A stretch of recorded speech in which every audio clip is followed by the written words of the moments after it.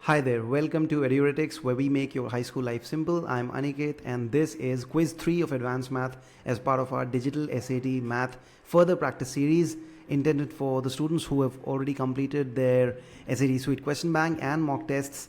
This is supposed to be your final revision thing, so keep doing these videos. I'll be releasing more parts soon and keep practicing. Make sure you download the worksheet from the video description. The link is provided in the description. You can download from there and solve this in a timed manner, okay, so that you can gauge your exact strengths and weaknesses and if you need to work on something further. Okay, let's begin. Question number 1. If f of x is equal to square root of 625 minus x squared and g of x is equal to square root of 225 minus x squared, what is the value of f of 5 minus g of 5? Okay, so the expressions definitely look a bit complex, but looking at the options, you can guess that this will come out with a really simple answer. Okay, so let's solve for the value of f of 5 and g of 5 initially. So f of 5, that means 625 minus 5 squared, that is 25. So square root of 100. Okay, so f of square root of 100 now we need to solve. The moment we do this, that means square root of 625 and then minus x squared. X was root 600, x squared would be 600. So square root 25 or 5. This is the value of f of 5. Now let's look at g of 5. G of 5 means square root of 225 minus 25. That is square root of 200. And then g of square root 200. That would mean square root 225 minus 200.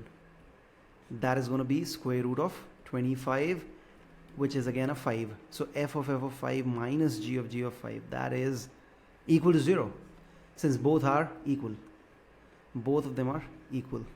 Okay, so the answer is A, 0. Let's go to the next one. Question number 2. A radioactive substance decays at a rate of 18% per year if the initial amount of the substance is 100 grams. Which of the following functions models the remaining amount of the substance in grams after t years? Initial amount is 100 grams. It'll decrease. The amount will decrease since it is a radioactive decay at the rate of 18% per year. That means at the beginning of the first year, it's 100 grams. But after 1 year, it's 100 times 1 minus 0.18. 0.18 means 18% because 18 over 100. After 2 years, 1 minus 0.18 squared. After t years, it will be 100 times 1 minus 0.18 raised to the power t. 1 minus 0.18 is 0.82 raised to the power t times 100. 100 times 0.82 raised to the power of t. That's the answer. Okay. Option C would have been correct had they not raised just the 0.18 to the power of t. It would have been correct had they written this 100 times 1 minus 0.18 raised to the power of t. In that case, option C would have been correct. Okay, let's go ahead to the next one. I have already done a video on exponents, okay, logs and exponents. There are 2 separate videos on this. You can look through the video playlist to find, and there I've explained clearly how to write the expression for a given scenario, exponential function for a given scenario. Okay, I'm linking it in the video description as well, so you can refer to it. Okay. Question number 3. The price P in dollars of a truck t years after it was purchased is given by the function 24,000 times half raised to power t over 6. To the nearest dollar, what is the price of the truck 9 years after it was purchased? Okay, this is a standard exponents question, but no need to write anything or solve using a calculator. This question has an exponential function and the value is given at which we need to find the value of P. Head straight to DESMOS. Okay, so the function is y is equal to 24,000 times half raised to the power x over 6. This is the function, and we need to find the intersection of this function with x is equal to 9. Okay, let's zoom out to see where these two meet. Okay, they seem like meeting somewhere here. Okay,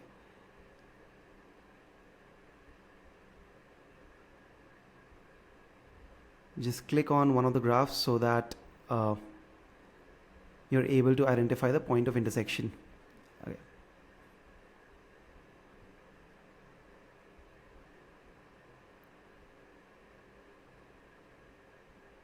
This here is the point of intersection, 9,8485.28. So rounded to the nearest integer, it is $8485, reduced from 24,000 initially. Okay, after 9 years. So that's the answer. It's as simple as this. No need to spend any extra second anywhere on this question. Okay, that's why DESMOS has been allowed. Okay, so let's go for the next one. So to the nearest dollar, it's $8485, the price of the truck after 9 years after it was purchased. Okay, so those of you who have not subscribed to the channel yet, please do subscribe so that you don't miss out on any of the practice content videos. Okay, if you find these videos helpful, make sure you subscribe them and share with your friends who are also appearing for the SAT. Okay, let's go for the next one. Question number 4. In the xy plane, the graph of function f has x-intercepts at -7, -5, and 5. Which of the following could define function f? Okay, so -7, -5, and 5. We cannot exactly determine if there were any constants, but we need to identify to the nearest version of this function. Okay, so -7, the x-intercepts means these are the points where the function cuts the x-axis, or basically these are the roots or zeros. So x plus 7 would be one factor, times x plus 5 would be another one, and x minus 5 for x equal to positive 5. Okay, so x plus 7 is present in option C and D, so one of these two is going to be correct. Now x plus 5 times x minus 5, this is a standard identity of a minus b times a plus b, which is equal to a squared minus b squared. X plus 7 times x squared minus 25, this is option C. This is the correct one. Okay, so these identities need to be at your fingertips. There are not many. Mostly you need to remember this one, a minus b squared, a plus b squared, and a squared minus b squared, the one which we did just now, a minus b times a plus b. If you're able to identify these three identities anywhere in the questions, that's enough. That's good enough for the SAT. Okay, let's go for the next one. Question number 5. If -1 and 1 are two real roots of the polynomial function f of x is equal to ax cubed plus bx squared plus cx plus d, and 0,3 is the y-intercept of the graph of f, what is the value of b? Okay, so this is a cubic polynomial. Since the degree of x is 3, degree of the variable is 3. Okay, that's a cubic polynomial. And then it has 4 values to be figured out, a, b, c, and d. There are 4 variables, and we're given 3 points. Okay, -1,0, 1,0, and 0,3. 3 points. That is enough information. Head straight to DESMOS. No need to solve anything here directly. Okay, you just need to do a cubic regression on DESMOS and give these 3 points. That's it. So let's get to DESMOS. And they're asking the value of b. What does that mean? Value of b means the coefficient of x squared. So let's figure it out there. Okay, so first insert the table. Put the points -1, 0, 1, 0, 0, 3. Let's just verify. -1, 0, 1, 0, and 0,3. Correct. Do the regression. y1 is equal, not equal, tilde, b0 plus b1 x1 plus b2 x1 squared plus b3 x1 cubed.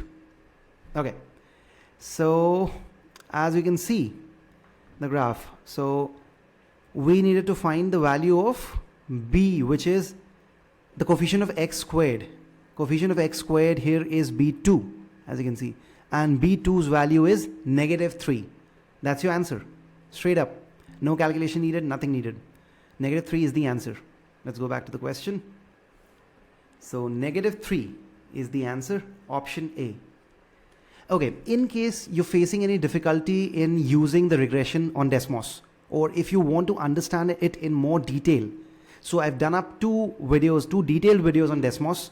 I'm going to link them in the video description and also on your top right at this instant in the video. You can click there and watch that video to get an in-depth understanding of how we're doing the regression. Okay, let's go to the next one.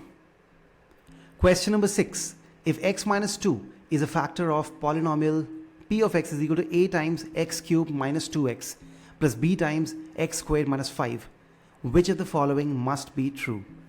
Okay, so x minus 2 is a factor of this polynomial. That means x minus 2 can be taken outside in common, and it can be, so this whole expression can be represented as x minus 2 times some expression. Okay, that's the condition. So a times x cubed minus 2x. So if I write a times x, I take the x common, we're left with x squared minus 2 inside, plus b times x squared minus 5. Question number 6. If x minus 2 is a factor of polynomial p of x is equal to a times x cubed minus 2x plus b times x squared minus 5, which of the following must be true? Okay, so x minus 2 is a factor that's given. There could be two ways to do this. One is, since the saying x minus 2 is a factor, that means this whole polynomial px can be represented as x minus 2 times an expression. Okay, but looking at the options, we don't exactly need to do that. We just need a relation between a and b. So here's a unique way of solving this where it's pretty obvious. So x minus 2 is a factor. Let's use the remainder theorem. So x minus 2 gives remainder as 0. Okay, so x minus 2 is equal to 0, x is equal to 2. That means if we put x is equal to 2 in this polynomial, it should again be equal to 0. This polynomial would also be equal to 0. It will leave no remainder. Okay, so that's the remainder or factor theorem as you say it. Okay. So a times x cubed, 2 cubed is 8, minus 2 times 2 is a 4, plus b times x squared, 2 squared is 4, minus 5 is equal to 0. A times 8 minus 4 is a 4, 4a minus b is equal to 0. 4a minus b is equal to 0. So option D is the correct answer to this question. Okay, let's go ahead. In case some of you are having confusions about the remainder theorem and factor theorem, I'll reiterate it clearly. So the remainder theorem tells us that if any polynomial f of x is getting divided by a factor of the type x minus a, okay, so the remainder would be equal to f of a. This is the remainder theorem. What does the factor theorem say? Factor theorem says that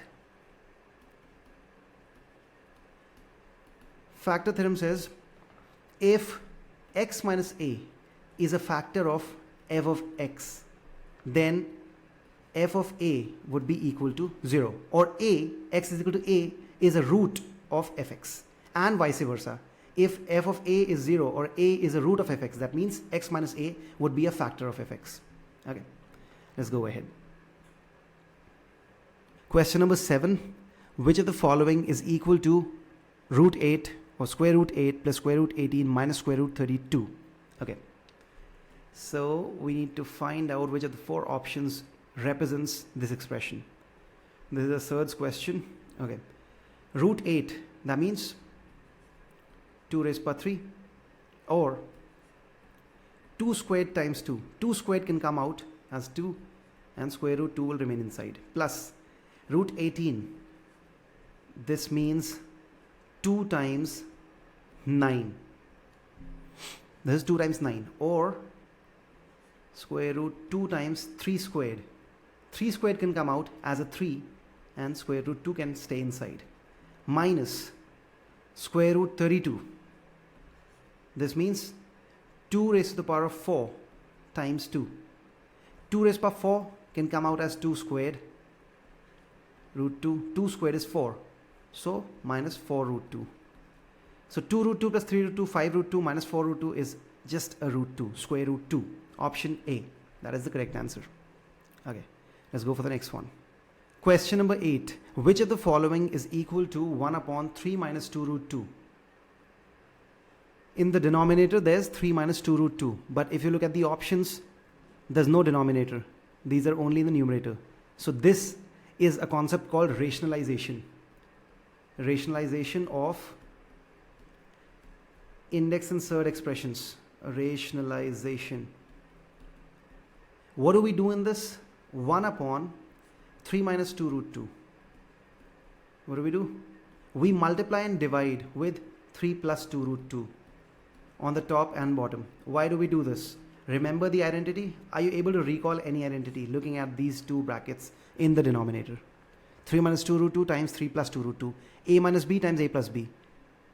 That's a squared minus b squared. Okay, so a plus b, a minus b, that's a squared minus b squared. In our case, it's going to be in the denominator 3 squared minus 2 root 2 squared. On the top, it's 3 plus 2 root 2. Okay, so in the bottom, 3 squared, that's 9, minus 2 root 2, that's root 8, or simply 2 squared is 4, root 2 squared is 2. 4 times 2 is an 8. 9 minus 8, that's a 1 in the denominator. So it's 3 plus 2 root 2 over 1, or simply 3 plus 2 root 2, that's option C. So this is the concept of rationalization. Make sure you remember this. Okay, whenever you have square roots or square root terms in the denominator, most likely you're going to be asked to do rationalization, even if they don't mention this name. Okay, this would be your way forward. So you just need to figure out the conjugate pair. This is what it's called. So if you have 1 upon a plus c root b, you'll simply multiply and divide with a minus c root b. The whole and soul mission is to get rid of the square root on the denominator. Okay, square root in the denominator, that we should get rid of. If we do the complete square of this, a plus c root b squared, you'll still be left with a square root b term. So that's why we do this identity, a plus c root b times a minus c root b. Okay, let's go for the next one. Question number 9. If a is equal to square root 3 and square root of 2 minus 3x is equal to 1 by 3a, what is the value of x? Okay, so both are expressions for a. We can equate them. Root 3 is equal to, from here a is 3 times square root 2 minus 3x. Square both sides. 3 is equal to 9 times 2 minus 3x. Okay, so then we have 3 over 9 is equal to 2 minus 3x, and 3x is equal to 2 minus 3 over 9, or 1 over 3. 3 times 2 is 6, 6 minus 1 is 5, 5 over 3. 3x is equal to 5 over 3, x is equal to 5 over 9. Okay, this is more like solving equations, solving linear equations after squaring the square root terms. Okay, so this from here, it will be a is equal to 3 times square root 2 minus 3x. That's what we've written here, and equated it to the other value of a. Okay, let's go to the next one. Question number 10. If a is not equal to plus minus 1, which of the following is equivalent to a upon a squared minus 1 minus 1 upon a plus 1? Okay, these are two fractions, simply two fractions, and we're doing a subtraction. For that, we always need a common denominator. In our case, the common denominator is going to be, so a squared minus 1 is nothing but a minus 1 times a plus 1. Okay, so the first fraction already has the common denominator, so nothing would be multiplied to the numerator of the first fraction or the denominator of the first fraction. So it's simply a minus, in the second fraction, a plus 1 is present, but a minus 1 is needed. So it will be multiplied with a minus 1. The one on top will be multiplied with a minus 1. So a minus a plus 1 upon a minus 1 times a plus 1, which is a squared minus 1. A and a, negative a, get cancelled. 1 upon a squared minus 1, that's option D. This is the correct one. This is a classic equivalent expressions question. Let's go to the next one. Question number 11. X upon x plus 1 plus 4 upon x minus 4 is equal to 20 upon x squared minus 3x minus 4. Which of the following, what is the solution set of the equation above? Okay, solution set of the equation above. Let's simplify this by a bit. The left hand side, you'll get a lot of things simplified after that, because already you can see the denominators are going to cancel each other. The quadratic on the right hand side, there would be a similar quadratic on the left hand side when we do the common denominators. So common denominator is going to be formed as x plus 1 times x minus 4, which is the lowest common multiple of this. So x times x minus 4 plus 4 times x plus 1 is equal to 20 upon x squared minus 3x minus 4. If you solve this one, x squared minus 4x plus x, which is minus 3x minus 4. So they are exactly the same. The denominators cancel. X squared minus 4x plus 4x plus 4 is equal to 20. From the numerator, we get this. Minus 4x plus 4x cancelled. X squared is equal to 16. X is equal to plus minus 4. Simple as that. For this question, you don't need DESMOS. Okay. Some of you might feel the urge to use DESMOS because it looks like that it might turn into a complex equation, or even it might turn into a quadratic equation. But it's not even that. Even the x terms are 0. So it's simply x squared 16, x is plus minus 4. So option C, plus minus 4. That's the solution set. Okay, let's go ahead. Question number 12. If k is 8 minus root 2 and cube root of x minus k is equal to negative 2, what is the value of x squared? Okay, let's try to solve this. Okay, so this is the cube root. That means raised by 1 by 3. So let's cube on both sides. Let's raise both sides by a power of 3. So x minus k you'll get on the left hand side, and negative 2 raised by 3. This is going to be negative 8. X minus k is negative 8. X is equal to k minus 8. We get the value of x as k minus 8. And from the given thing, this thing, k is equal to 8 minus root 2. So k minus 8 is equal to negative root 2. You already have the value of x as negative root 2. So x squared would be negative root 2 squared. So negative sign would become positive. Root 2 squared is a 2. The answer to this question is simply a 2. It's a gradient question and with the answer as 2. Okay.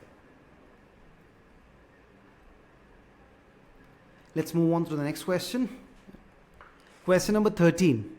P minus 1 x squared minus 2x minus p plus 1 is equal to 0.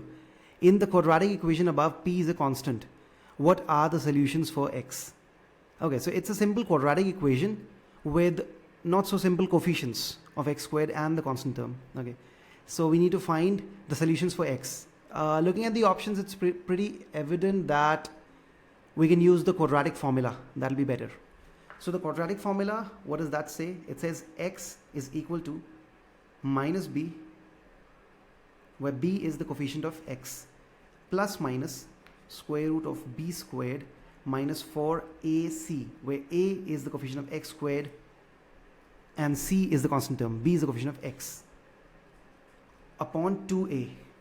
Okay, so let's apply that. Minus b, negative of coefficient of x, that's a 2, plus minus square root b squared, 2 squared, or negative 2 squared is 4, minus 4a, p minus 1, c, p plus 1, over, or negative p plus 1. So this would become positive. Plus minus square root of b squared, so negative 2 squared, minus 4 p minus 1 times negative p plus 1. Yep, that's a positive. Over 2a, 2 times p minus 1. Okay, now let's see what we get. 2. I'm already pulling out the 2 from inside the square root. So 1 plus p minus 1 times p plus 1 is a p squared minus 1 upon 2 times p minus 1. Why did I pull out the 2's?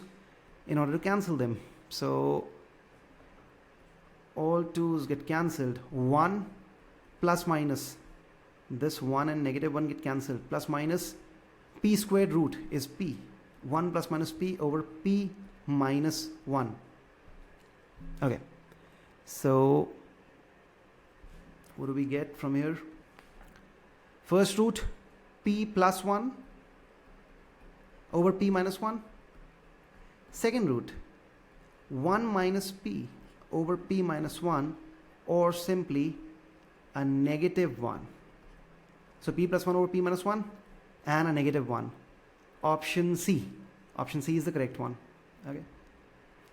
So this was more like a quadratic equations question and an equivalent expressions question. Okay.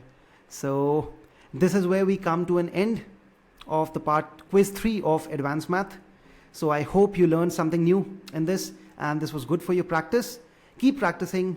Do it in a timed manner. If there's any doubt in any question that I've solved, or you feel that some of the solution might have been better, mention that in the comments. Let me know. Okay. And make sure you subscribe to the channel so that you don't miss out on any content. Share it with your friends. Okay. Thanks. Bye-bye.